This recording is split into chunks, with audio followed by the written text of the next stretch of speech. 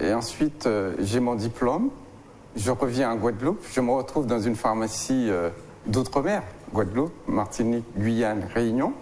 Et quand j'entre dans ces officines, donc c'était dans les années 90, je me rends compte que dans les pharmacies, il y avait tilleul, camomille, verveine, boldo, lavande, thym, que des plantes de la métropole.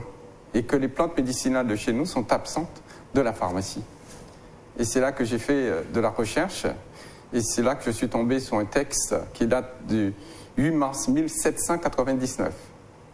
Et ce texte dit « Il est interdit aux gens de couleur, noirs ou esclaves, d'exercer la médecine, la chirurgie, d'utiliser aucun remède sous quelle forme que ce soit, sous peine de 500 francs d'amende pour les gens qui sont libres, punition corporelle pour les esclaves, et les colons qui tolèrent ce type de pratique seront déchus de leurs 10 esclaves. » C'est marqué noir sur blanc, c'est le Conseil souverain du 8 mars 1799.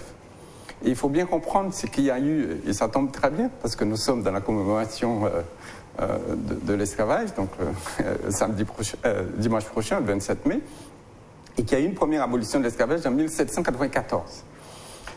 Et un rétablissement en 1802, 1794, 1802, c'est-à-dire 8 ans après. Oui.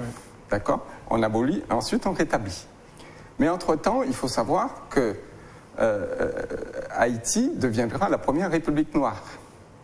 Et les combats faisaient rage en Haïti. Et il y avait un monsieur qui s'appelait Macandal. Et Macandal empoisonnait les colons. Et c'était une sorte d'arme.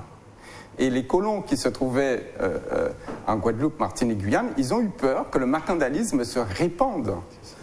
Donc l'empoisonnement par les plantes se répande donc en Guadeloupe, Martinique et Guyane. Et c'est là qu'ils ont pondu en fait cet arrêté du Conseil souverain de l'époque. Et après, il y a eu le rétablissement de l'esclavage en 1802, avec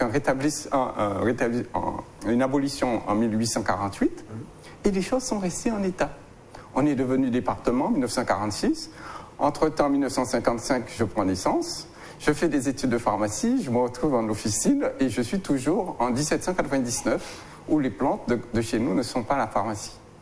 Et c'est là que je vais rencontrer une avocate, maître Isabelle Robard, donc qui est avocate au barreau de Paris, et que je vais expliquer dans un colloque à Nice, maître, est-ce que vous savez, en tant que pharmacien, de sur quoi je suis président du syndicat des pharmaciens de Guadeloupe, et il m'est interdit de vendre les plantes médicinales de chez moi dans ma pharmacie. Et elle m'a dit, qu'est-ce que c'est que ce bordel? Et là, depuis 2001 jusqu'à aujourd'hui, en fait, c'est 12 ans de bataille juridique. On est passé par 4 lois. La loi Guigou sous les doigts du malade, avec refus de Bernard Kouchner. La loi Programme pour l'outre-mer, refus de Raffarin et d'Ousté Blasi. Ensuite, on est revenu donc, à la charge donc, avec les Grenelles de l'environnement, refus de Fillon et Bachelot. Et ensuite, on a abouti en 2009, en fait en pleine crise sociale, et nous avons réussi à modifier l'article L 5112-1 du Code de la santé publique, qui disait dans son ancien article « La pharmacopée comprend la pharmacopée européenne et française, point ». On a fait mettre virgule, y compris celle de l'outre-mer français. 12 ans de bataille juridique pour que le gouvernement, après 4 projets de loi, pour reconnaître la pharmacopée en fait, des outre-mer de Guadeloupe, Martinique, Guyane et Réunion. Donc je suis très fier d'avoir mené ce combat donc, pour permettre aux Guadeloupéens, aux Martiniquais, aux Réunionnais de pouvoir trouver leurs plantes enfin dans les pharmacies de chez nous. Blaise, une question pour